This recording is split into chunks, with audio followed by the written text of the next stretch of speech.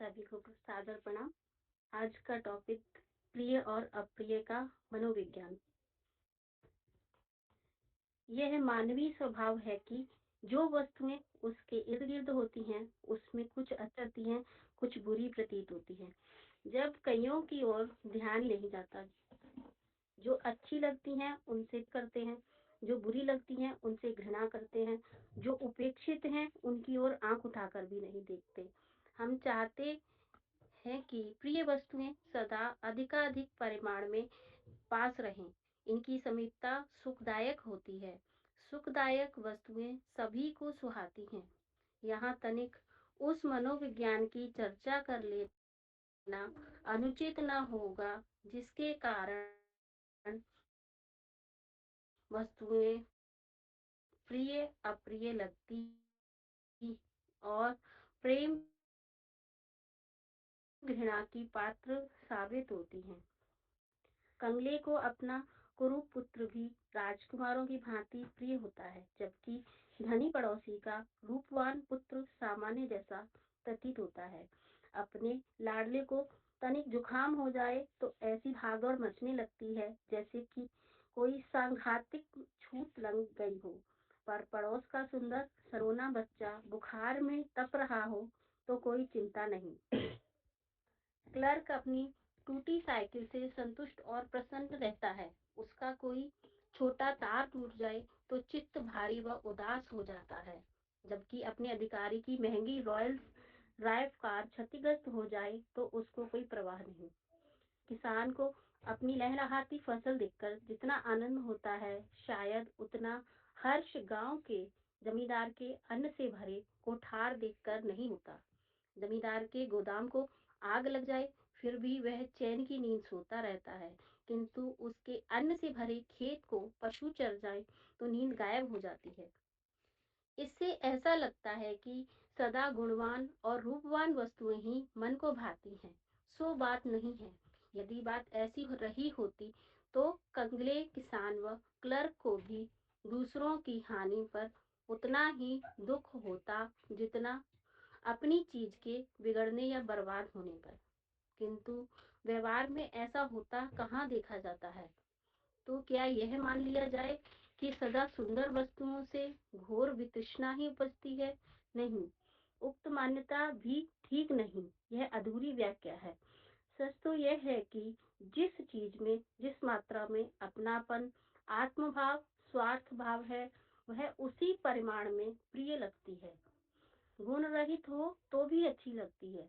इस मनोविज्ञान के कारण अपनी बुरी से बुरी वस्तु भी चित्ताकर्षक लगती है, जबकि दूसरों का अच्छा और आकर्षक सामान भी कोई विशेष आनंद उत्पन्न नहीं कर पाता।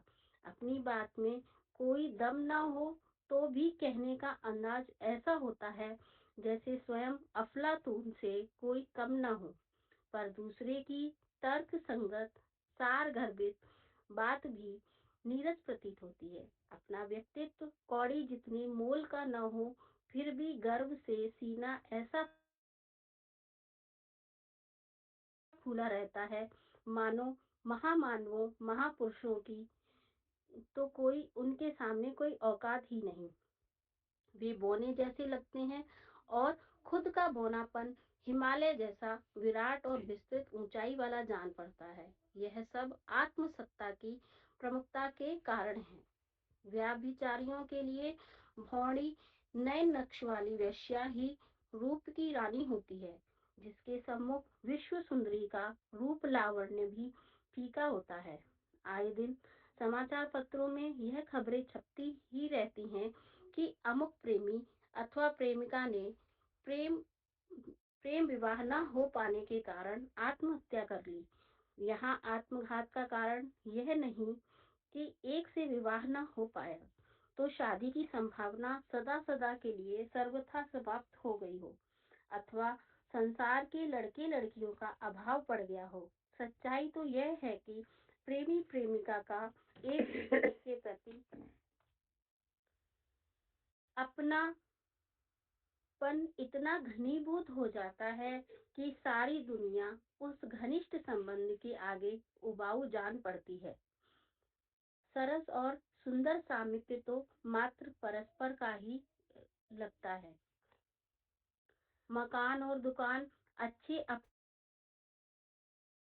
ही लगते हैं, उसकी साज सज्जा और बनावट की प्रशंसा करते नहीं थकते, टूट फूट मरम्मत का खूब ध्यान रखते हैं। संयोगवश वह बिककर दूसरों के हाथ में चले जाएं तो एक प्रकार से निश्चिंतता आ जाती है।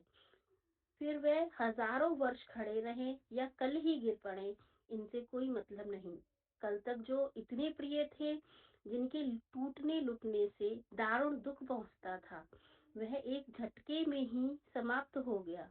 इसका कारण क्या है? विरक्ति। इतनी जल्दी इतनी अधिक कैसे पैदा हो गई? उत्तर होगा हस्तांतरण से उत्पन्न हुई अनासक्ति के कारण। कल तक जो उसकी संपदा थी, जिनके जिनके साथ उसका आत्मभाव चिपका था, वह आज नहीं रहा। कल जिन रुपयों से भरी थैली को अत्यंत उत्साह से छाती से चिपटाए फिरते थे, वह आज दूसरे व्यापारी के पास चली गई।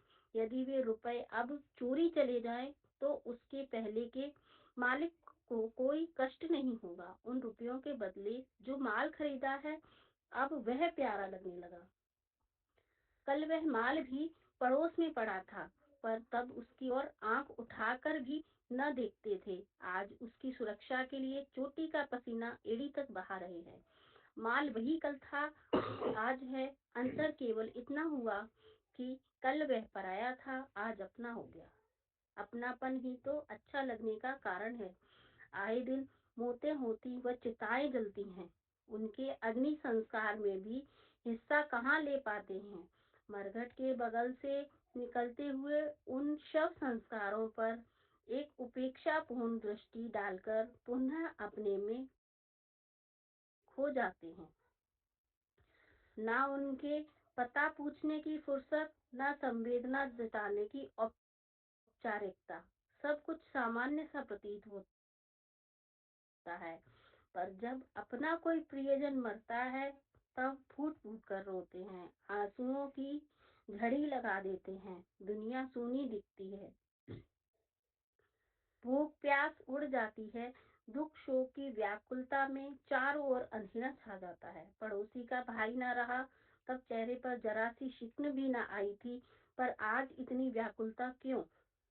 मरते तो सभी समान हैं, किंतु एक की मृत्यु का जरा भी शोक नहीं। दूसरे के लिए इतनी वेदना क्यों, इतनी व्यथा क्यों कि सब कुछ लुटा दिखने लगे? निमित्त यह है कि जिस व्यक्ति में आत्मभाव सम्मिलित कर रखा था, वह प्रिय था। प्रिय के विछोह में ही तो दुख होता है। अपने घर पुत्र पैदा हुआ तो खुशी से पांच पांव धरती पर नहीं पड़ते। पड़ोसी के यहाँ बच्चा जन्मे तो कुछ प्रयोजन नहीं, यह स्वाभाविक है। यहाँ उद्देश्य मात्र यह बताने का है कि गुण अवगुण के कारण ही हम वस्तुओं को प्यार नहीं करते, वरना प्रमुख कारण उसमें आत्मभाव का, अपने स्वार्थ का समन्वित होना है।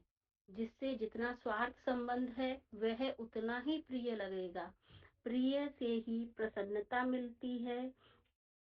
शोक जन्य अप्रियता तो तब पैदा होती है जब उनके लुटने मिटने बिगड़ने घटने जैसी स्थितियां प्रस्तुत हों। यथार्थता तो यह है कि विश्व की एक भी वस्तु ना तो प्रिय है ना अप्रिय। किसी कारणवश आकर्षित होकर जब अपना आत्मभाव उसमें सम्मिलित हो जाता है, तो वह मनभावन लगने लगती है, जिसमें जिससे स्वार्थ का विरोध बढ़ता है, वो बुरी लगती है, और जिसमें प्रत्यक्ष अप्रत्यक्ष कोई संबंध नहीं, उसके प्रति उपेक्षा रहती है। भले बुरे के पीछे का यही मनोविज्ञान है, जो जितने अंशों में, जिस भाव में इस विज्ञान को धारण किए होता है, उतने ही अनुपात में सुख और दुख का अनुभव करता है। दुख निवारण और सुख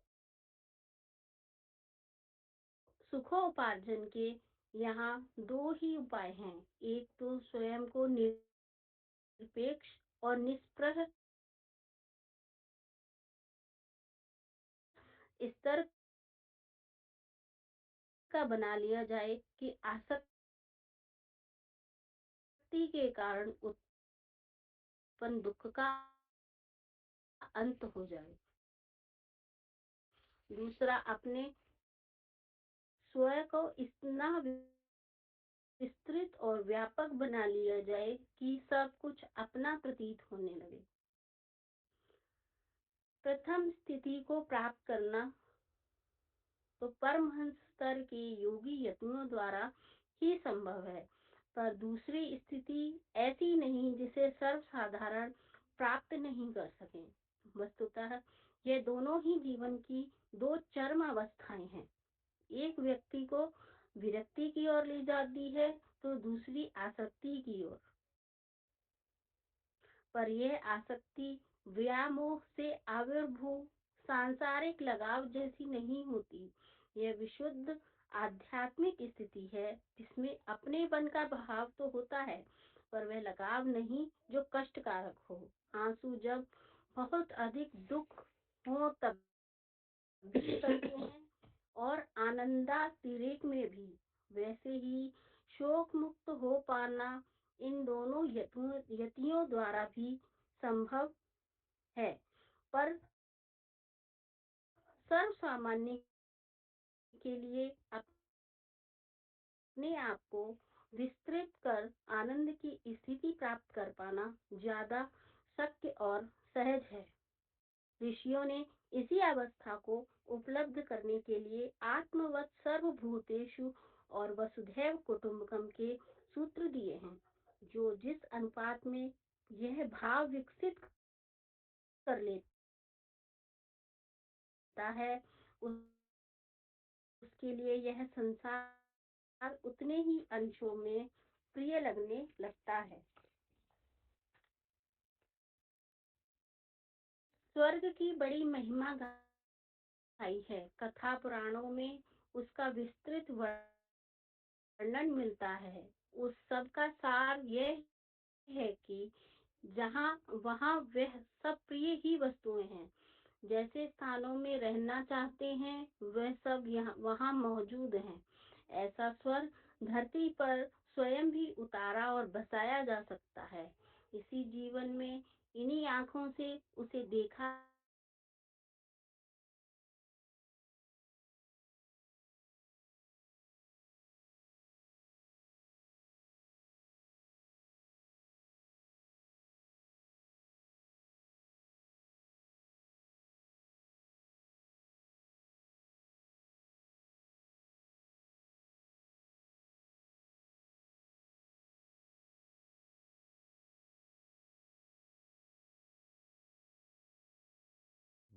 दीदी, मुझे आवाज नहीं आ रही है।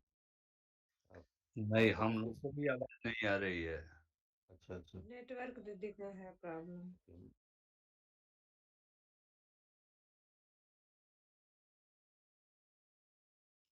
लास्ट का जो 4 लाइन है वो कोई भी पढ़ सक लेते हैं, और क्या।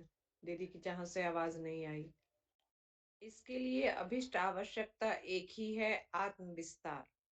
आत्म भाव के विकास विस्तार के साथ ही पराये अपने लगने लगेंगे, दूसरे की खराब वस्तुएं भी अच्छी लगने लगेंगी। प्रेम का अजस्र उत्स फूट पड़ेगा, जिसमें वीराना कोई ना होगा। जो होंगे सब अपने प्रिय और प्रेम पात्र होंगे। प्रेमास्पदों का समुच्चय ही तो स्वर्ग है। धन्यवाद। दीदी आवाज नहीं आ रही थी इसलिए मैंने पढ़ा। प्रणाम। जी दीदी, बहुत बहुत धन्यवाद। दीदी, आपको आवाज आ रही है क्या? आपका एकदम हैंग है सिस्टम। हरदेश दीदी, मुझे लगता है कि वहाँ का नेटवर्क एकदम डिस्टर्ब हो गया है। तो लेफ्ट कर गए वो।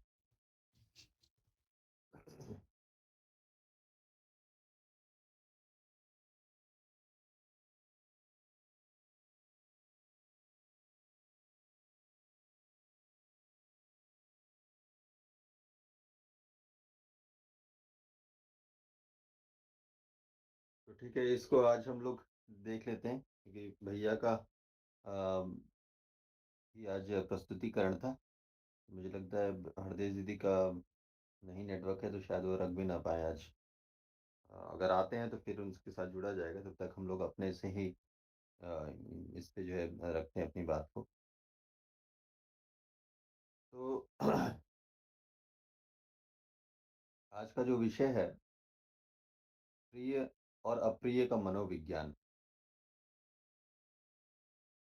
हम सब का जो मनस्थिति होती है, हर चीज में हम चीजों को उससे किसी चीज को प्रिय और अप्रिय में हम लोग तौलते रहते हैं। ये देखते रहते हैं कि कोई चीज का कोई चीज हमें पसंद है नहीं पसंद है, उसके पीछे क्या कारण है, क्या मनोविज्ञान है। उससे बहुत अच्छा गुरुजी ने बात रखी कि अपना तो, अगर कुछ अपना अपुत्र है या अपना कोई सामान है या अपना घर है, वो हम सबको प्रिय होता है। हम सब जो है उसके बारे में, उसके बारे में जो चिंतन है, उसके बारे में सोचते रहना, उसकी अच्छाई के बारे में उसका ख्याल रखना, ये सब रहता है। तो वो हमारी चीजें प्रिय रहती हैं। लेकिन जो अपना नहीं है, वो उसका कोई हमारे ऊपर ज्यादा फर्क नहीं पड़ता। तो इसमें अलग अलग उदाहरण गुरुजी कहते हैं। बच्चे का उदाहरण है, किसान का उदाहरण है, अ, और क्लर्क का उदाहरण है। कि किसान जो उस फसल पूरी फसल को उगाता है, उसका कितना उससे जो है जुड़ाव होता है। लेकिन अगर कहीं किसी गोडाउन में या किसी गल्ले की दुकान पे आग लग जाए और वही अनाज खत्म हो जाए, उससे उसको कोई फर्क नहीं है।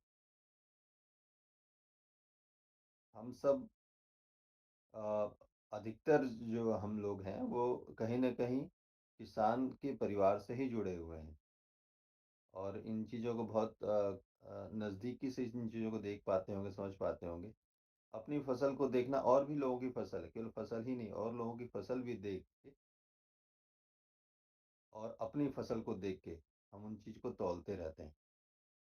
और आ, उस पे देख के अपने अपना खुशी और अपना जो है उस पे अगर फसल अच्छी है तो गर्व महसूस होता है, खुशी महसूस होता है। और फसल अगर उस स्तर की नहीं है, तो एक ईर्ष्या भी भाव आने लगता है कि कहाँ क्या कमी रह गई। हरदेश भी, अगर आप जुड़ गए हो तो आज का प्रस्तुतिकरण लेने की स्थिति में रहेंगे क्या आप?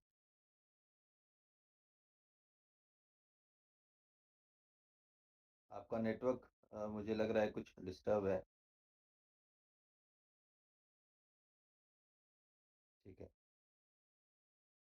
तो इसी के मनोविज्ञान पे गुरुजी चर्चा करते हैं कि हमें किसी चीज की खूबसूरती या उन चीजों से ज्यादा लेना देना नहीं रहता है। हम्म, अ, हम जिन चीजों से जितना ज्यादा जुड़े होते हैं, जिनमें इसमें देखेंगे अपनापन और आत्मभाव, ये कितनी बार प्रयुक्त हुआ है। जिन चीजों में अपनापन, अपना वो आत्मभाव या वो स्वार्थ भाव अगर हमारा है उस चीज से जुड़ा हुआ, तो उस वो तय करता है कि चीजें प्रिय है कि अप्रिय है।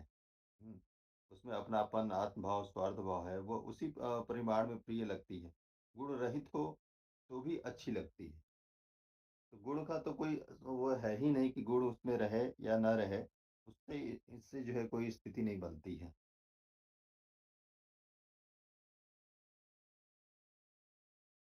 और इन सब चीज़ों में गुरुजी कहते हैं कि जो आत्म-सत्ता है, इसी की प्रमुखता है। आत्म-भाव, अपनापन, अपना हम मानते हैं, तो तभी जो है इसको यहाँ पे बात आ रही है कि इसमें आत्म-सत्ता की ही प्रमुखता है, आत्म-भाव में हो तो। दूसरा उदाहरण गुरुजी ये भी कहते हैं कि जो प्रेमी-प्रेमिकाओं का देखते हैं हम कि कोई खूबसूरत हो, ना खूबसूरत हो, उससे मतलब ही नहीं है। रूप और उसके गुण का कोई मतलब नहीं। बस हम किसको कितनी हमारी नज़दीकियाँ हैं, कितनी एक-दूसरे को हम लिखते हैं गुरुजी कि प्रेमी-प्रेमिका का एक-दूसरे के प्रति अपनापन इतना घनीभूत हो जाता है कि सारी दुनिया उस घनिष्ठ संबंध के आगे उबाऊ जान पड़ती। सरस और सुंदर सामीप्य तो मात्र परस्पर का ही लगता है। तो बहुत ऐसे उदाहरण गुरुजी किसी बात को सिद्ध करने के लिए किसी चीज़ों कितने मैं देखता हूँ, एक बात को सिद्ध करने के लिए कितने उदाहरण देते हैं, कितनी चीज़ों से हमें समझाने का प्रयास करते हैं। हुँ, मकान का फिर उन्होंने उदाहरण दिया कि वही मकान है, उसकी कितनी देख-रेख हम करते रहते हैं और वही जब बिक जाता है, तो वो भाव उसके लिए अचानक से नहीं आया, तो विरक्ति आए, तो कि ये क्या है? ये विरक्ति नहीं है, ये हस्तांतरण है, आत्म-भाव का हस्तांतरण है। हुँ, कल की जो संपदा थी जिसके साथ उसका आत्म-भाव चिपका था, वो आज नहीं है। तो हर हर उदाहरण में आत्म-भाव की इतने अच्छे से गुरुजी ने बात रखी है, रुपए के बदले जो है वो सब चीज़ें हो जाना। अपनापन ही तो अच्छा लगने का कारण है। तो आत्म-भाव उस आत्म-भाव को या उस रूप में अपना मानना वही एक इसका कारण है। निमित्त ये है कि जिस व्यक्ति की आत्म-भाव सम्मिलित कर रखा था, वह प्रिय था। प्रिय के विछोह में ही उसे दुःख होता है। और इसका जो सबसे महत्वपूर्ण उसके बाद के जो 2 पैराग्राफ आते हैं, यहाँ उद्देश्य मात्र ये बताने का है, इतने उदाहरणों का उद्देश्य मात्र ये बताने का है कि गुण-अवगुण के कारण ही हम वस्तुओं को प्यार नहीं करते, वरन प्रमुख कारण उसमें आत्म-भाव का है, अपने स्वार्थ का समन्वित होना है।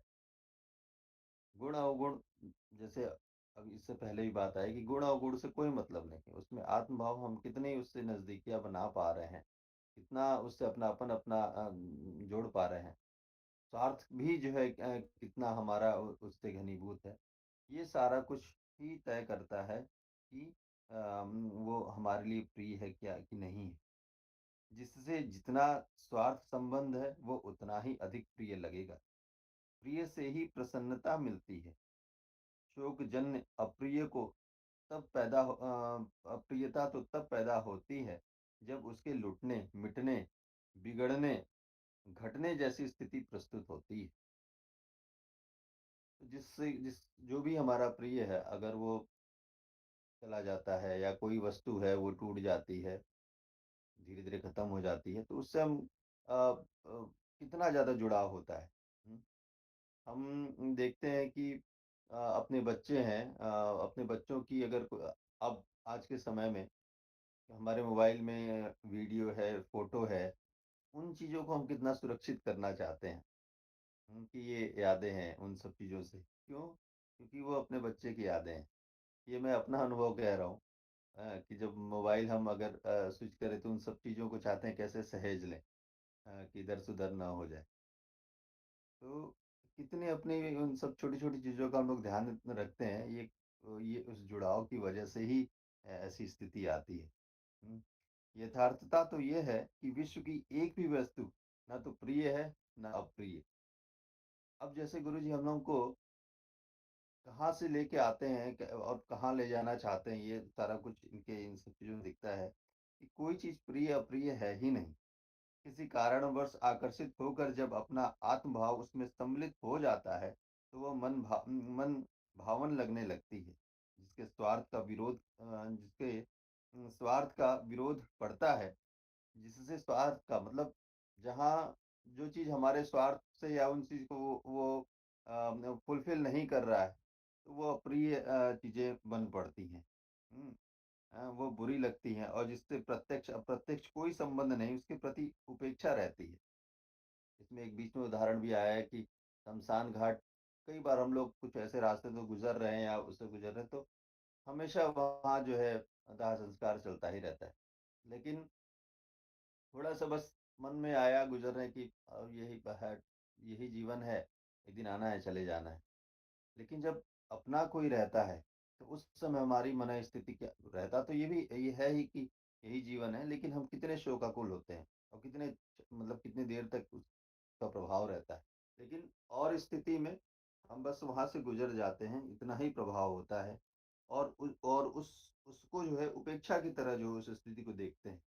भले-बुरे के पीछे का यही मनोविज्ञान है। तो वे गुरुजी हम लोगों को जो मूल है वहाँ तक लेके जाना चाहते हैं। जो जितने अंश में जिस भाव में इस विज्ञान को धारण किए होता है, उतने ही अनुपात में सुख और दुःख का अनुभव करता है। सुख-दुःख का भी एक परिभाषा एक इसमें दे दी कि वो कैसे हम उसको अनुभव करते हैं। ये है कुछ नहीं, जो प्रिय है, अप्रिय है या सुख है या दुःख है, ये कुछ है नहीं। ये हम अनुभूत करते हैं। हम कैसे उस चीज़ को कितना हमारा चिपकाव अधिक है जिस भी चीज़ों से, उन चीज़ों से हमारा हमारा ये तय होता है। और हर कोई सुख ही सुख हम सब अपेक्षा करते हैं, लेकिन ज़रूरी तो है नहीं कि हमेशा हमको जो है सुख की ही स्थिति में हम रह पाएँ। दुःख कोई नहीं चाहता है कि दुःख हमें हो, लेकिन ऐसा भी नहीं है कि वो स्थिति ना आए। अब यहाँ पे बात गुरुजी कह रहे हैं कि सुख क्यों लगता है, दुःख क्यों लगता है? हमारा अगर जुड़ाव बहुत ज़्यादा, बहुत आसक्ति है, बहुत समीपता है, बहुत ज़्यादा आकर्षण है, प्रेम है, अपनापन बहुत ज़्यादा है, तो हमें जो है दुःख अनुभव होता है उनके खो जाने पे, उनके टूट जाने पे, बिखर जाने पे। जो और अगर जो चीज़ है वो चीज़ हमें प्राप्त हो जाती है, तो हमें बहुत सुख प्राप्त होता है। तो इस इसके आगे कहते हैं कि दुःख निवारण और सुखोपार्जन के यहाँ 2 ही उपाय हैं। एक है स्वयं को निरपेक्ष और निष्क्रिय स्तर का बना लिया जाए और आसक्ति के कारण उत्पन्न दुःख का अंत हो जाए। तो ये और इसको कहते हैं गुरुजी कि इन 2 ये जो स्थिति है, हुँ, हो जाए और दूसरा पहला तो ये हो गया, दूसरा ये है कि अपने स्व को इतना विस्तृत और व्यापक बना लिया जाए कि सब कुछ अपना प्रतीत होने लगे। तो 2 स्थिति एक रखते हैं, एक ये योगियों और यतियों की बात करते हैं, जो पहली वाली स्थिति है, वो हर चीज़ से अपना जो है एक तरह से कहूँ मैं, जो मैं समझ पा रहा हूँ कि इसको हर चीज़ से संबंध विच्छेद कर लेते हैं। तो हाँ, ठीक है, वो मानते तो हैं, लेकिन वो एकदम एक दूरियाँ बना लेते हैं, धीरे-धीरे वो, और उनको किसी चीज़ से कोई प्रभाव नहीं पड़ता है। वो एकदम अपने में स्थित हो जाते हैं, अपनी उस साधना में, बाकी उन चीज़ों से। और ये कैसे कर लेते हैं, मैं इस चीज़ को सोच भी नहीं पाता हूँ। नहीं अनुभव कर पाता हूँ इस चीज़ को। और लिखते भी हैं गुरुजी कि ये जो है प्रथम स्थिति को प्राप्त करना तो परमहंस स्तर के योगी यतियों द्वारा ही संभव है। तो अपनी तो स्थिति वो नहीं है, तो और ये इसका अनुभव ही नहीं हो पाता है। दूसरी जो है स्थिति कहते हैं कि ऐसी है जिसे सर्वसाधारण प्राप्त कर सकता है, इसको सर्वसाधारण। और मुझे लगता है कि गुरुजी के अंदर जो इतना प्रेम भाव था, इतना अपनापन था, वो इसी कारण था कि वो अपने आप को इतना विस्तार कर लिए थे, सर्वसाधारण में, तभी जो है। और जब सब में देखा जाए अपनापन, सब में अपनापन, और वो सब में अपनापन कब हो पाएगा, जब हम ये जो वेदांत की हमारे 3 हैं कि मैं ही ब्रह्म हूँ, फिर तत्वमसि, और फिर जो है ये जो तीसरा वाला आता है, सर्वम खलु इदं ब्रह्म। तो ये स्तर बाय स्तर ये तीनों चीज़ें आती हैं, तब जाके वो हो पाता है, और ये भी अभ्यास का ही है, ये भी सहज तो ये भी नहीं है। हैं, लेकिन पहले की अपेक्षा जो पहला वाला है, योगियों और यतियों वाली चीज़, उनकी अपेक्षा हम इनको सहजता से कर प सकते हैं, या किसी मात्रा में तो हम बढ़ा ही सकते हैं। जो पहले हमें हमारा जो सुख-दुःख का दायरा था, वो बहुत ही सीमित दायरे की वजह से था। वो इसलिए था कि क्यों बस हम कुछ ही अपने परिवार या अपने जो निकट संबंधी या अपनी वस्तु, इन्हीं सब चीज़ों से जुड़े थे। इन्हीं जुड़ाव की वजह से ये वो हमें सुख और दुःख होता था। और यहीं पे प्रेम का और मोह का भेद आ जाता है। जब प्रेम संकुचित दायरे में है, तब वो मोह का रूप ले लेता है। और जब वो वही प्रेम व्यापक हो जाता है, व्यापक स्तर पे हो जाता है, हम अगर पूरे विश्व या मानव समाज या जिस भी स्तर से हम अपने अपने परिवार के स्तर से जैसे-जैसे हम अपने आप को उठाने लगते हैं और हमारा जुड़ाव प्रेम बढ़ने लगता है, तो इसको फिर अपनापन बढ़ने लगता है, तब इसको हम प्रेम की संज्ञा दे पाते हैं। और ये हम सब में से लोग जो है महसूस किए होंगे। आप चाहे बाबूजी से मिलिए, चाहे शांति कुंज जाइए तो जीजी से मिलिए, चाहे भैया से मिलिए। मैं तो ये महसूस किया हूँ कि इन लोगों के पास जाके अपना मन एकदम पानी की तरह हो जाता है, एकदम पानी की तरह। चाहे बाबूजी से आप मिलिए, चाहे जीजी से मिलिए। जैसे लगता है कि एकदम कितना प्रेम उनके लिए, वो होता क्यों, क्योंकि सामने इतना ज़्यादा वो इतने प्रेम से मिलते हैं, इतना आत्मीय विस्तार है उनका, कि हमारा हम सब कुछ एकदम जो है उस समय समर्पित करने को तैयार होते हैं। और यही प्रेम था जिसके कारण गुरुजी इतने बड़े संगठन को जो है खड़ा कर पाए। नहीं तो आज के समय में कौन इतना सुनता है कि आपके एक कहने पे सब कुछ चल पड़े। लेकिन ऐसा हुआ, उस चीज़ को देखिए कि गुरुजी ने आत्मवत् सर्वभूतेषु को एकदम जो है अ, जीवंत करके उसका उदाहरण पूरा प्रस्तुत किया। वसुधैव कुटुम्बकम का पूरा उदाहरण प्रस्तुत कर दिया उन्होंने। एक व्यक्ति को विरक्ति की ओर इसी स्थिति से ऐसे ऐसे भी लेके जो है जा पाते हैं। और अच्छा, जो विरक्ति की वाली जो बात है ये, वो आ गई पहले स्थिति वाली। और दूसरी जो है कि और दूसरी आसक्ति की ओर, पर वह आसक्ति व्यामोह से अभिभूत सांसारिक लगाव जैसी नहीं होती। जो वही बात है कि संकुचित दायरे में नहीं है। जो हमारा प्रेम है, हमारा मोह है, वो संकुचित दायरे में नहीं है। वो बहुत ही विस्तार लेके हमारे परिवार से अधिक पूरा आप कह सकते हैं कि पूरा समाज, अपना पूरा प्रदेश, अपना पूरा राष्ट्र, इस स्तर पे हम सोचने लगते हैं, मानव सभ्यता के बारे में सोचने लगते हैं। हम जो है पंचभूत महाभूतों के बारे में चिंतन करने लगते हैं। केवल मनुष्य तक भी नहीं रह जाते, उसमें प्राणी जो है, हर चीज़ जो है उसमें सम्मिलित हो जाती है। हम लोग पढ़ते ही हैं युग दृष्टा का जीवन दर्शन। गुरुजी का कितना जो है नदियों के साथ, पौधों के साथ, वन के जानवरों के साथ, पक्षियों के साथ कितना वार्तालाप की तरह उन्होंने इस बात को रखा है। तो वो क्या था, वो इसी का विस्तार था, इसी अपनापन का वो था। और पिछले कक्षा में भी हम लोग सुने, जब वो जा रहे हैं मथुरा से, जो विदाई की बेला थी, तो इसी उसकी बात कर रहे हैं, इसी आसक्ति की बात कर रहे हैं कि जो आसक्ति व्यामोह और से अभिर्भूत सांसारिक लगाव जैसी नहीं, यह विशुद्ध आध्यात्मिक स्थिति है, जिसमें अपनेपन का भाव तो होता है, पर वह लगाव नहीं जो कष्टकारक हो। तो जब ये व्यापकता बढ़ने लगती है, तो व्यापकता तभी बढ़ेगी जब हमारी इस ये मान्यता पुष्ट होने लगती है कि मैं शरीर नहीं आत्मा हूँ। और फिर उसी दृष्टि से जब ये दृष्टिकोण हमारा स्थिरता, इसका समय बढ़ने लगता है हमारी मान्यता का। जितनी देर हम इस मान्यता में रहें, इस भाव में रहना शुरू कर देते हैं, तो फिर हर चीज़ जो है उस दृष्टि से दिखने और उतनी प्रिय दिखती है, लेकिन उससे चिपकाव नहीं रह जाता। क्योंकि हम उसकी अपनी भी अपना भी स्वरूप समझ पा रहे हैं, दूसरे का भी स्वरूप समझ पा रहे हैं। तो उस चिपकाव से हम उस बच पाते हैं, और जब इन सब चीज़ों से होते हैं, तब दुःख हमको ज़्यादा प्रभावित नहीं करता। तब वो धीरे-धीरे स्थिति आती है, स्थिरता की स्थिति आ जाती है। दुःख और सुख दोनों में जो है मनुष्य जो है स्थिर बना रहता है।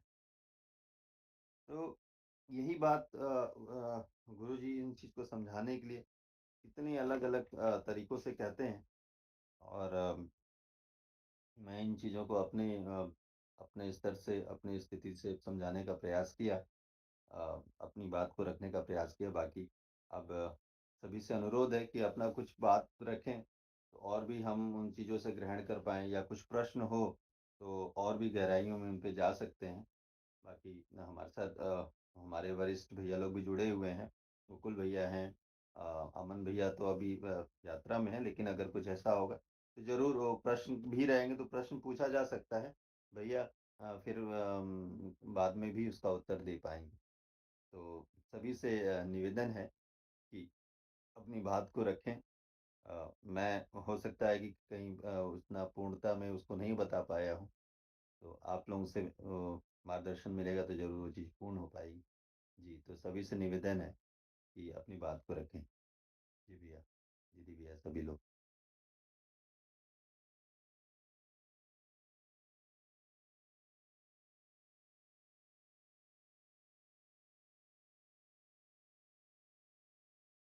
अ, गोकुल भैया हैं क्या आप? जी भैया। भैया प्रणाम। प्रणाम, प्रणाम भैया।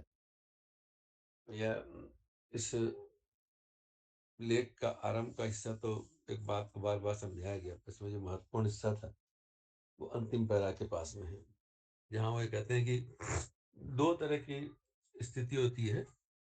केवल दो ही इस तरह की स्थिति ऐसी हो सकती है जहाँ पे कि प्रिय और अप्रिय का कोई भेद नहीं बनता। बस कौन सी दो स्थिति? एक स्थिति यह है कि मैं सबसे अलग, बस कोई नहीं, मैं अकेला ही हूं। परमहंस की स्थिति का उसको वर्णन किया। और दूसरी स्थिति वो कि मैं सब में समाया हूं, या तो सब मुझ में समाया है या मैं सब में समाया हूं। यही एक मत ऐसी स्थिति है जो, लेकिन ये स्थिति, दोनों स्थितियां बड़ी कठिन है। हम लोग सब जो संसार के आदमी है, इन दोनों स्थिति के बीच में ही झूलते रहते हैं। न तो हम सब में अपने आप को देख पाते हैं, न सबको अपने अंदर में देख पाते हैं। इसीलिए गुरुदेव ने भी कहा उसके अंदर में कि मातृवत पर्दा या सुपर्दव्य सुलोष्टवत, ये दो साधनाएं तो आसानी से पूरी हो गई, पर आत्मवत सर्वभूतेषु की साधना में बहुत समय लगा। और गुरुदेव ने भी आत्मवत सर्वभूतिवत वाली साधना पर ही जोड़ दिया, वो उस पर नहीं जोड़ दिया पहली वाली साधना के ऊपर में कि सबसे निष्पेक्ष और निष्प्रह हो जाना। निरपेक्ष आदमी हो ही नहीं सकता, कैसे होगा? संसार में रहेगा तो निष्पेक्ष कैसे होगा? तो अब इसको करने का उपाय क्या है? इसका एक बहुत, हम लोग ये कहना बहुत आसान है कि नहीं, हम तो चाहते हैं, हम सबको प्यार करते हैं, हम सबको ये करते हैं, मैं तो सबको अच्छा मानता हूँ। हम लोग भी कहते हैं सबको अच्छा मानना चाहिए, लेकिन कभी सोचिए, जो आदमी आप हमको बिल्कुल पसंद नहीं आता है, क्या मैं उसको प्यार करता हूँ या मैं उसको प्यार कर सकता हूँ? अपने आप से प्रश्न करता हूँ मैं कभी कभी कि कोई व्यक्ति जब, ऐसा नहीं है कि, मान लीजिए ऐसा नहीं कि व्यक्ति हमेशा ही बुरा लगता है, किसी भी घटना से उसकी किसी बात मेरे विचारों के अनुकूल नहीं होती है तो हमको वो बात बुरी लगनी थी। आजकल तो हर बात पे पॉजिटिव निगेटिव थिंकिंग में कॉमन बात हो गया है। जो चीज मेरे विचारों से नहीं मिलती वो निगेटिव हो जाती, जो मेरे विचारों के अनुकूल होती है उसको हम पॉजिटिव कह देते, हम उसको तथ्य पे देखते ही नहीं है। तो अगर कोई व्यक्ति जो कि किसी कारण से, मान लीजिए हमारा कल तक हमारा मित्र भी था, आज हमसे किसी बात पर उससे हमारी नहीं बनी, अनबन हो गई, विरोधाभास हुआ, मतभेद हुआ, और उस मतभेद में हम इतना खींच जाते हैं कि वो हमको बुरा लगने लगता है, क्या उस स्थिति में उसको प्यार कर सकते हैं? ये अपने से प्रश्न करना चाहिए। अब देखेंगे कि अब आप एब्सोल्यूट यस में हम उत्तर नहीं दे पाएंगे। एब्सोल्यूट यस मतलब हाँ, मतलब केवल हाँ। हमारी हाँ होगी कंडीशनल, कि नहीं मैं उसको प्यार तो करता हूं, लेकिन ऐसा, लेकिन वो, लेकिन ये, लेकिन ऐसी परिस्थितियां आ गई, लेकिन उसने ऐसा किया, लेकिन दूसरे ने ऐसा किया। बहुत से लेकिन उसमें ऐड हो जाते हैं। प्रैक्टिकल करके देख लीजिएगा अगले 1 हफ्ते में कि कोई भी व्यक्ति हो, चाहे वो अपना बच्चा ही क्यों ना हो, अपने बच्चे से भी आज किसी बात पर कहासुनी हो गई या बात कुछ हो गई, तो उस समय क्या हम उसको प्यार कर पा रहे हैं? बिल्कुल उसी मोमेंट शायद नहीं कर पाते हैं। अपने बच्चे से तो अपना स्वार्थ फिर भी थोड़ा बहुत कर लेंगे, लेकिन पड़ोसी से या किसी और से नहीं कर पाते। तब समझ में आता है कि आत्मसहानुभूति से कितना कठिन है। हम 80% लोगों को हो सकता है प्यार कर लें, आखिर जितने लोग को जानते हैं उन्हीं में से ना। हमारे शहर के अंदर में 2 करोड़ लोग रहते होंगे, 1 करोड़ लोग रहते होंगे, 50 लाख लोग रहते होंगे, 20 लाख रहते हैं। सबको हम कैसे प्यार करेंगे? सबको हम जानते ही नहीं, कैसे प्यार कर लेंगे? हम उसमें से कुछ को जानते हैं। कितने को जानते हैं? आप लिस्ट कागज में लेकर के अपना लिखना शुरू कर दें कि हम कितने लोग को जानते हैं, तो लगेगा कि हम 100, 200, 300, 400, झक मार के 500, इससे ज्यादा लोगों को हम जानते ही नहीं। अपने फोन के कॉन्टेक्ट डिटेल में देख लीजिए कितने नंबर हो, 1000 हो जाएंगे, 1500 हो जाएंगे। तो इतने बड़े शहर की पॉपुलेशन में हम जानते हैं केवल इतनों को, और हम उतनों को भी प्यार नहीं कर सकते। अब मैथमेटिक्स से खाली इसको सोचिए बात, हम उनके प्रति भी 100% एब्सोल्यूट प्यार नहीं कर सकते। सच तो यह है कि हम अपने आप को भी पूरा प्यार नहीं करते। जिस दिन हम अपने आप को प्यार करने लग जाएंगे उस दिन शायद हम सबको प्यार करने लग जाएंगे। हम अपने आप को भी प्यार करना नहीं करते, तो ये हमको बात ले जाती है उसी तरीके से, उसी दिशा के अंत में। और ऐसा जब होता है तो आदमी पहले ज्ञान से और कर्म से इनमें करने का प्रयास करता है, और उसकी अनुभूति वो भक्ति भावना में करता है। जब भक्ति भावना उसकी विकसित होने लगती है तब वो इस चीज को समझ पाता है, कर पाता है। इसके पहले ही जो युग दृष्टा का जीवन दर्शन में हम लोग इसी बात को पढ़ रहे थे, उस दिन मैं यही सोचने लगा, अच्छा मैं कितना वो प्यार करता हूँ। फिर मैं सोचा कि जिससे मेरी आज मान लिया मिशन में कई काम कर रहे हैं, बहुत से लोग काम कर रहे हैं, सबके काम हमको नहीं पसंद आ सकते, लेकिन जिसका काम हमको पसंद नहीं आता उस नापसंद के बावजूद भी हम उसको प्यार कर पा रहे हैं। इंक्लूसिव हमारा विजन है क्या? नहीं हो पाता। बहुत सोचते हैं, सावधान अलर्ट होते हैं तो फिर भी करने का प्रयास कर लेते हैं, लेकिन जब अलर्ट मोड में नहीं होते हैं, अभी हम लोग चर्चा कर रहे हैं तो बहुत अलर्ट मोड में है, लेकिन जब चर्चा नहीं कर रहे होंगे, अपनी जिंदगी जी रहे होंगे, तब अलर्ट मोड में नहीं होंगे, उस समय सोचिए क्या कर ले। प्राणायाम में तो करते समय तो एक एक प्राणायाम करने में, एक सांस लेने में हो सकता है हमको 30 सेकंड 40 सेकंड लग जाए, पर हर सांस हमारी कितनी छोटी होती है। ऐसे ही जब हम अलर्ट मोड में नहीं होते हैं तब हमारी क्या स्थिति होती है। तो शायद मुझे जिस दिन वो जब पढ़ रहा था तो मुझे यह लगा कि पहला काम तो ये करना चाहिए कि जिससे हमारी नहीं बन रही है उसके प्रति खूब अच्छे भाव मन में पैदा करने चाहिए, खूब अच्छे भाव पैदा करने चाहिए। अरे सामने तो है नहीं, फिर क्या तकलीफ है अच्छा भाव पैदा करने में? सामने आएगा तब की तब सोचेंगे, जब तक सामने नहीं है तब तक पीछे से तो खूब प्यार कर लो। पीछे से प्यार कर लेंगे तब सामने आएगा, तब हो सकता है उतनी नफरत ना करेंगे, थोड़ी सी नफरत से कम हो जाएगा, धीरे धीरे हिल जाएगा। मुझको ऐसा थोड़ा सा लगा कि शायद ये भी एक अप्रोच हो सकता है। हमसे किसी की नहीं बनती है, सामने नहीं आएगा तब नहीं बनती, अब पीछे है वो अपने घर में, मैं अपने घर में हूँ, क्यों मैं उसके लिए बुरी बात सोचूं? अच्छी अच्छी बात सोच लूं, क्या तकलीफ। कम से कम इतना तो कह सकते हैं कि 24 घंटे में भैया आपसे केवल 1 घंटा प्यार नहीं किए, बाकी 23 घंटा तो खूब प्यार किए थे आपको। फिर शायद आदत बन जाए। जी मीना दीदी। जी प्रणाम भैया। प्रणाम दीदी। काफी सारी बातें आपने रखी, बहुत ही प्रैक्टिकल। और अभी यहाँ पे एक और विचार आ रहा था, कई पहले भी आया था ये विचार, कि जो इसमें गुरुदेव ने कहा ना कि अपनी चीजें बहुत अच्छी लगती हैं, या हम कितने भी साधक क्यों ना हो, लेकिन मतलब सो कॉल्ड साधक आत्मवत सर्वभूतेषु। और जैसा आपने अभी कहा कि हम तो बच्चों से या अपने परिवार में भी मतभेद हो ही जाते हैं और उस समय की स्थिति ऐसी बिल्कुल रहती है। लेकिन एक चीज़ है, जैसे आपने प्रैक्टिकल कहा, एक प्रैक्टिकल और किया जा सकता है कि हम देखें कि हम सब अपने-अपने बच्चों के प्रति कितने ज़्यादा हमारा जुड़ाव होता है कि हम सब चाहते हैं कि हमारा बच्चा ही सबसे अच्छा कहलाए। और एक दिन मैं ऐसे ही सोच रही थी कि ये जो घर में होते हैं कभी भी आर्ग्यूमेंट, अ, यदि पड़ोसी का बच्चा आ रहा है, उसी एज का है, उसी स्थिति का है, तो हम उससे जब बात करते हैं तो हमारा रुख बड़ा चेंज रहता है। बड़ा पॉज़िटिवली हम उससे बात करेंगे। इसी प्रकार कोई हमारा मतलब क्लोज़ रिलेशंस भी हो सकते हैं, कोई भी हो सकता है। जैसे अब हम लोग तो सभी से बात-वात करते हैं, तो वो वाला स्तर तो नहीं है कि बहुत खराब वाली बात, सबसे अच्छे संबंध बनाने की कोशिश करते हैं, क्योंकि गुरुदेव के उससे जुड़े हैं। लेकिन अगर हम देखेंगे, फिर भी हम आपस में भी अपने मन ही मन चाहते हैं, एक-दूसरे के बच्चों को देखकर, उनकी प्रगति को देखकर कि बस अपने बच्चे के प्रति हमारा ज़्यादा फ़ोकस रहता है। हालाँकि अगर हम इस चीज़ को लेके चलें, अपने बच्चे को हम ऐसे ही समझ लें कि ये किसी और का बच्चा है और उसके साथ हम अपने व्यवहार को इतना भी सुधारें। दूसरों के साथ तो फिर भी काफ़ी अच्छा कर लेते हैं, ये मैंने अनुभव किया है कि उनकी मनःस्थिति को समझने का प्रयास करते हैं, उनके साथ सिम्पैथी रखते हैं। लेकिन अंदर ही अंदर हमें अपने के प्रति एक रहती है, एक आसक्ति वाली भावना रहती है और उसको सर्वश्रेष्ठ बनाने की इच्छा हम सबकी रहती है कि ये एक छिपी हुई चीज़ है।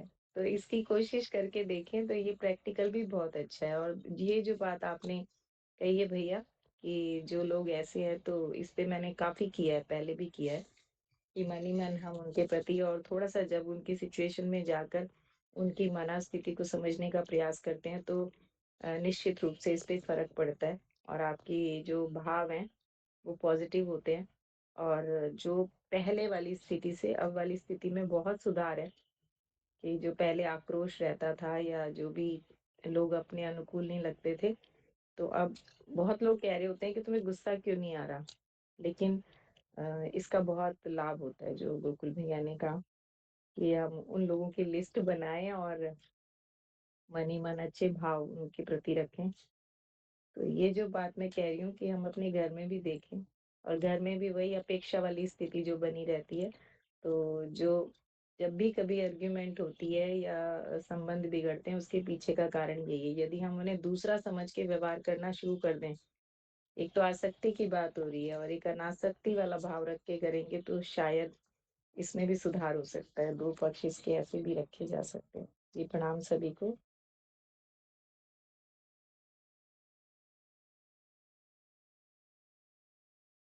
जी दीदी, बहुत-बहुत धन्यवाद गोकुल भैया का भी। और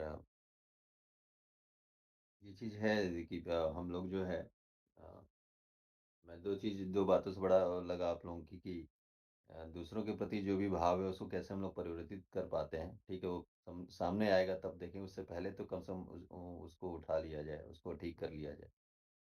और दूसरा चीज़, जब अपने परिवार की बात आती है थी, 2 चीज़ देखते हैं। एक तो वो हमारे साथ हैं, हमसे हमारी उनसे अपेक्षा भी रहती है। हैं? और इधर प्रयास भी किया जा रहा है कि नहीं, अच्छे भाव लाने का, लेकिन जब अपेक्षा फिर नहीं तो फिर क्रोध आ जाता है। तो ये उतार-चढ़ाव चलता रहता है क्योंकि वो करीब है और जो दूर है उनके लिए अच्छा भाव तो है, लाते-लाते तो उनसे अपेक्षा भी उतनी नहीं है, एक तो दूर भी है, अपेक्षा भी उतनी नहीं है। तो वहाँ पे तो हम संभव कर पाते हैं, लेकिन अपने परिवार में ही ये करना बड़ा वहीं पे सबसे ज़्यादा इसकी वो टेस्टिंग हो पाती है। ये भी एक अनुभव रहा है इस चीज़ का। तो बहुत सही है, बिल्कुल भैया। भैया मुझे लगता है ना कि मैं जो एक लाइन थी उसमें कही थी कि हम अपने आप को भी प्यार नहीं करते। अगर हम अपने आप को प्यार करते हो 24 घंटा, तो हम क्यों उदास हो, क्यों दुखी हो? दुखी तो मैं हुआ ना, घटना बाहर घटी, दुखी कौन हुआ? मैं दुखी हूं, मतलब मैं अपने आप को प्यार नहीं कर रहा।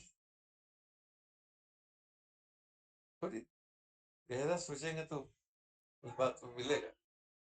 हाँ भैया, अभी शायद जो आप कहना चाह रहे हैं ना, वो पूरी तरह से समझ भी नहीं पा रहा हूँ। मुझे लगता है कि मैं अपने को, मतलब मैं दुखी हूँ क्योंकि मेरी अपेक्षा दूसरे से है, हाँ, हाँ, नहीं या तो वो तो अपेक्षा ही खत्म कर दें। इसका मुझे लगता है कि धीरे-धीरे जब उस जगह पे जाएँगे ना, जैसे मान लीजिए हम अगर बाबूजी की बात देखें, तो आप हमेशा देखिए ना हँसते और मुस्कुराए। वो अपना एक तो अलग ही ऐसा लगता है अपनी मस्ती में जी रहे हैं और फ़कीर अपनी मस्ती में ही जीता है।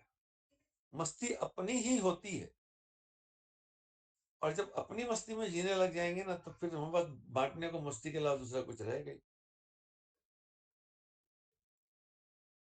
भैया लेकिन एक बात और आती है ना कि आपसे भी लोगों की अपेक्षा है और आप अपनी मस्ती में हैं तो पता चलता है कि दूसरे की अपेक्षा ही पूर्ण नहीं कर रहे हैं तो हाँ, उसकी यही शिकायत आती है तो इस इसी इसी में तो हम फँसे हुए हैं।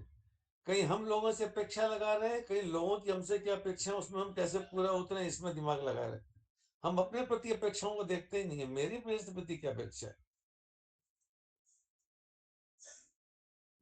जो मेरी प्रति अपेक्षा है मैं वही अपने को उसी। जो मानता हूँ, मैंने अपने लिए जो स्टैंडर्ड्स बनाए हैं अपने आप के लिए, उसको मैं फुलफिल कर पा रहा हूँ क्या? मैं किसी के लिए क्या कर सकता हूँ? मैंने अगर सोचा कि मुझे 4 बजे उठना चाहिए और मैं अगर नहीं उठ रहा हूँ, मैं 4:30 बजे उठ रहा हूँ, मैं संतुष्ट हूँ कि हाँ, मैं बाकी लोग तो 5 बजे उठते हैं, मैं तो 4:30 बजे उठ जा रहा हूँ। लेकिन मैंने अपना टारगेट तो 4 बनाया था।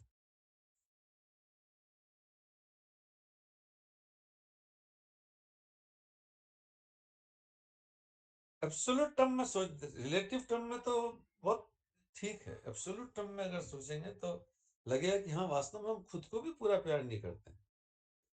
अगर हम खुद को पूरा प्यार करें, क्यों हम वो दुखी हैं? गुरुदेव की ज़िंदगी में कभी ऐसा लगता है कि वो अपने से असंतुष्ट रहे हों?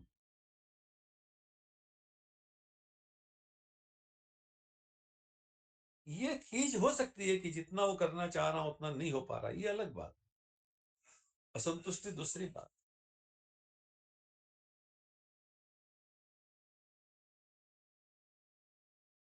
जी भैया एकदम सही कह रहे हैं। हम लोग अपने आप से भी जो है ना अपनी अपने से जो इच्छा की है उस पे पूर्णता हमेशा हो पाती है और वो भी जो है अपेक्षा पूरी नहीं होती है। तो यही समझ पाया मैं कि अपने आप को प्रेम करना क्या है, आप क्या कहना चाह रहे हैं? जी, जी। बहुत-बहुत आभार भैया इसके लिए। हमें इसका ही प्रयास आप हमेशा कहते हैं कि हमें अपने आप को ही सिद्ध करना है, अपने आप को ही जो है परिष्कृत करना है तब उसका क्या है? हम इन मापदंडों पे जब हम इच्छा करते हैं अपने को लेके, उन पे हम कहाँ तक अपने आप को उतार पाते हैं, खरा उतार पाते हैं। जी भैया।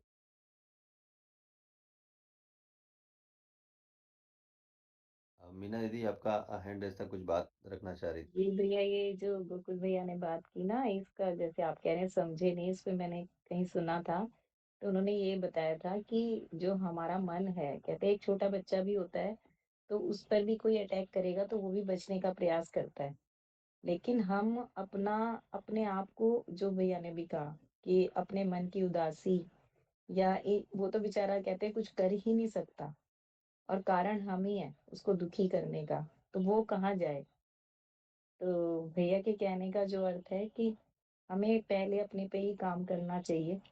अपने को जितना प्रसन्नचित्त बना पाएँ, जो कि संभव नहीं हो पा रहा है। प्रैक्टिकली मैं अपनी बात कर रही हूँ कि बार-बार बिल्कुल प्रयास सही करने से कहा दीदी ने, बिल्कुल सही। तो यहाँ बात अपने की ही है और साधना में भी बाबूजी के भी कहने का अभी यही था कि जो पहला स्टेप है, आप हर हाल मस्त रहना सीखिए।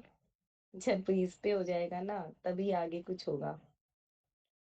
तो यही है कि हर हाल मस्त कैसे रखा जाए खुद को, तो यही नए रोज खोजना चाहिए कि मैं आज कितना प्रसन्न रहा। जी दीदी। 37 लोग हैं, केवल 3 ही लोग क्यों बात करें? देखिए ज्यादा से ज्यादा समय वो पार्वती माता के पास बिताते। नारद जी को बात अच्छी नहीं लगी। हेलो। अमन भी जी अमन भैया। जी जी भैया, एक्चुअली मैं ज़्यादा तो नहीं सुन पाया, लेकिन जो मस्ती की और वो बात चल रही है, तो कल का चैप्टर जो है पूरा इसी में ही पूरा एकदम जो है इसी को समर्पित था कि स्फूर्ति और मस्ती कैसे आए, है ना? तो मुझे लगता है गुरुदेव ने मस्ती का भी फॉर्मूला दे दिया है। उन्होंने कहा है कि कोई हमारे आदर्शों के प्रति एक निश्चित संकल्प हो और उन्हीं संकल्पों से हम लोग जुड़े रहें जीवन भर और वो आदर्शों को संकल्प रूप में निभाते रहें, तो जीवन में मस्ती कभी खंडित नहीं होती। जैसे अखंडित कहते हैं ना कि आनंद तो दारू पीने वाले को भी मिल जाता है, खाने वाले को भी मिल जाता है, एकदम क्षणिक होता है। लेकिन अगर हमारा कोई एक निश्चित संकल्प हो जाए आदर्श के प्रति और उतने को हमें निभाना ही निभाना है और जीवन भर उसको लेके चले, तो मस्ती कभी खंडित नहीं होती है। और स्फूर्ति की बात कही है कि स्फूर्ति अगर हम लोग जो है परमार्थवादी दृष्टिकोण बना के रखें, सेवा और परमार्थ जीवन में ये करते रहे, तो वास्तव में स्फूर्ति भी हमारी कम नहीं होती। जैसे कभी हम लोग समय दान के लिए निकलते हैं बाहर आराधना पक्ष के लिए, तो हम लोग देखते हैं कि ऊर्जा से हम लोग भरे रहते हैं, कितना भी काम करते हैं थकते नहीं हम लोग। तो हमें लगता है कि गुरुदेव ने इसका भी सूत्र दिया हुआ है कि हमेशा हर हाल में मस्ती कैसे हो। हम लोग बाबूजी की बात कर रहे हैं, तो बाबूजी ने एक जीवन में आदर्श बना रखा, उन्होंने एक आदर्श बनाया, उसी पे अपनों को मूल्यांकन करते रहते हैं हमेशा। उन्होंने आदर्श बनाया कि हमें शिक्षक पैदा करना है और वो उनका जो हर दिशा में हर एक काम जो करते हैं उनका शिक्षक पैदा करने का ही है। तो उनको जो है उसी वही आदर्श उनका जो गुरुदेव के सामने कमिटमेंट किया, तो उनको मस्ती आती रहती है कि हम सही ट्रैक पे चल रहे हैं, हमारी कोई भी एक्टिविटी है शिक्षक बनाने के उसमें लगी हुई है। तो ऐसे जीवन में कोई एक एक्टिविटी आदर्शवादी एक्टिविटी अगर हमें मिल जाए और संकल्प पूर्वक उसका संकल्प ही साथ में जुड़ा हुआ है, उसको संकल्प पूर्वक अपने जीवन में निभाते रहें, तो हमें नहीं लगता कि मस्ती में कभी कमी हो सकती है। जी। जी भैया। अ, इतनी विपरीत परिस्थितियों में भी इतने कम शब्दों में पूरे कक्षा का आपने सार आज और कल दोनों कक्षा का सार रखा। और हमें लगता है कि हम सब जो नियमित स्वाध्याय से जुड़े हैं उसको बहुत अच्छे से उस चीज़ को समझ भी पाए। और आज के स्वाध्याय का जो हम लोग ग्रहण किए हैं बहुत महत्वपूर्ण था। कल की जो मस्ती का जो सब्जेक्ट था उसको आज। लिया जाए उनको जी भैया। अपॉर्चुनिटी। जी भैया, गोकुल भैया। मैं बोला जो हैंड रेस है उनको अपॉर्चुनिटी दे दी है। अच्छा अच्छा, जी जी जी भैया। विभा दीदी। जी भैया प्रणाम। अमन भैया तो प्रणाम सारे बात कह दिए, लेकिन फिर भी हमें यही कहना है, जब हमें मतलब हम जब मेहनत करते हैं, आत्म स्थिति में रहते हैं, तो हमें अपने घर परिवार में भी कोई परेशानी नहीं होती, क्योंकि आत्मीय प्रेम जब हम करते हैं ना, तो हर एक हम मतलब उतना ही खुशी शांति प्रेम बनी रहती है। और बाबूजी तो जीता जागता प्रेम की मूर्ति हैं। उनसे तो जब भी क्लास हो तो लगता है कि प्रेम की धारा ही टपक रही है, तो उनसे तो यही सीखना चाहिए कि हम सभी को भी उन्हीं के जैसा प्रेम की मूर्ति ही बनना चाहिए। और वही खुशी शांति प्रेम और आनंद की हमेशा मतलब उमंग बने रहे, यही हमारा कहना था भैया। और भैया गोकुल भैया बोल रहे थे, हमें बहुत अच्छा लग रहा था कि हमारे अंदर अभाव उसी वक्त आती है जब हमारी आत्म स्थिति में हम जब नहीं रहते हैं, शरीर स्थिति में आते हैं, बिल्कुल डगमग हो जाता है, कोई भी काम हम अपने आप को भी अस्थिर नहीं रख पाते, और परिवार तो बहुत दूर की बात हो गई। और बिना अपेक्षा गुरुदेव को समर्पण करके, जैसे हमें हमेशा ये सोचना चाहिए कि हमें ये बहुत बड़ा उपहार मिला है कि गुरुदेव को कार्य करने के लिए यहाँ हम आए हैं, तो हमारा परिवार भी तो गुरुदेव का ही परिवार है ना। तो हम उनके गुरुदेव को परिवार को मान करके, आत्मा समझ करके, उनका बच्चा समझ करके सेवा करेंगे। सेवा भाव, ये भी तो सेवा है। यही कहना था भैया। जी दीदी, बहुत बहुत धन्यवाद। प्रणाम। प्रणाम प्रणाम। भैया, आप सभी को प्रणाम। जी भैया। तो आज का विषय बहुत ही महत्वपूर्ण और बहुत कुछ ऐसा था जो उससे हम ग्रहण कर सकते थे और ग्रहण किए भी हैं। तो आज के स्वाध्याय का समय भी हो गया है और अगर कुछ प्रश्न ना हो और कोई बातें ना रखनी हो तो हम लोग आज के स्वाध्याय को विराम दे सकते हैं। जी ठीक है। तो आइए आज के स्वाध्याय को यहीं विराम देते हुए कल फिर हम लोग एक नए विषय के साथ और इसी की कंटिन्यूटी में आगे फिर उसको और करेंगे। भाई इसी के साथ गुरु जी, गायत्री माता को, सभी साधक जन को और हरदेश दीदी को और भैया को बहुत बहुत आभार आज के वाचन के लिए। नेटवर्क की वजह से आप नहीं जुड़ पाए, लेकिन आगे अपेक्षा रहेगी और ये रहेगा कि नेटवर्क सही रहेगा तो हमें मौका मिलेगा आपकी भी उसको सुनने का। तो इसी के साथ आज के अध्याय को विराम देते हुए शांति पाठ। ओम शांति शांति शांति। प्रणाम प्रणाम सभी को। प्रणाम भैया।